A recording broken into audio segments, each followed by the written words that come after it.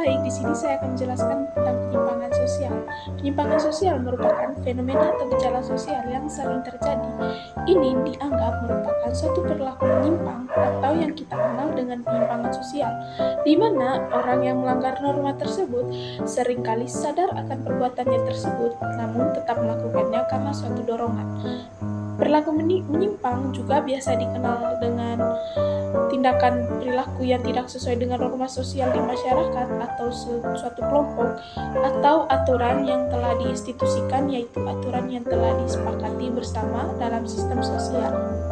Nah, berikut penyimpangan sosial menurut Secohen juga menyatakan perilaku menyimpang atau penyimpangan sosial merupakan setiap perilaku seseorang atau individu sebagai bentuk atau hasil ketidakberhasilan dalam menyesuaikan diri dengan norma atau peraturan yang berlaku dalam masyarakat maupun kelompok di lingkungan tersebut. Suatu perilaku dikatakan menyimpang apabila tidak sesuai dengan nilai dan norma yang berlaku dalam masyarakat. Contohnya seperti menyontek, melakukan tawuran, merampok, mencuri, membunuh, menganiaya, menculik, menggunakan narkoba, atau melakukan korupsi. Dalam skala yang lebih kecil, perilaku menyimpang juga termasuk pelanggaran terhadap kebiasaan.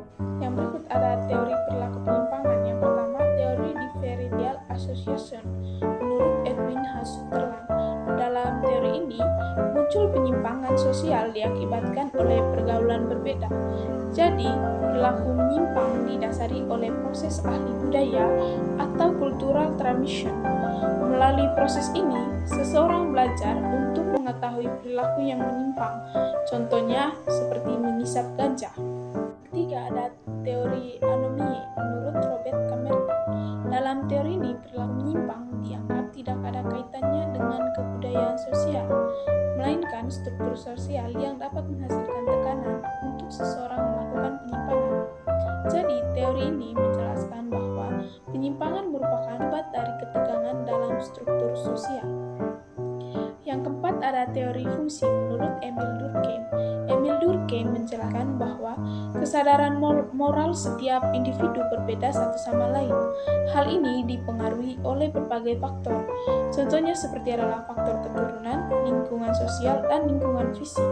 Perilaku menyimpang dianggap akan sulit ada dan sulit untuk dihilangkan dengan adanya moralitas dan hukum serta lembaga penegakan. Berikut contoh perilaku penyimpangan seperti pada gambar ini merupakan contoh tindakan kriminal atau kejahatan.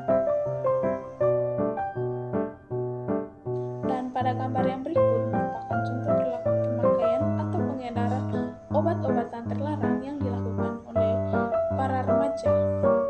Yang berikut faktor yang menjerumuskan remaja ke narkoba menurut Dr. Graham Mullaney ingin membuktikan keberanian dalam melakukan tindakan berbahaya, ingin menunjukkan tindakan menentang kepada orang tua, ingin melepaskan diri dari kesepian dan memperoleh pengalaman emosional, dan juga ingin mencari dan menemukan arti hidup, ingin mengisi kekosongan dan kegelisahan solidaritas sesama kawan atau teman, hanya ingin tahu dan iseng atau perspektif ifa afi.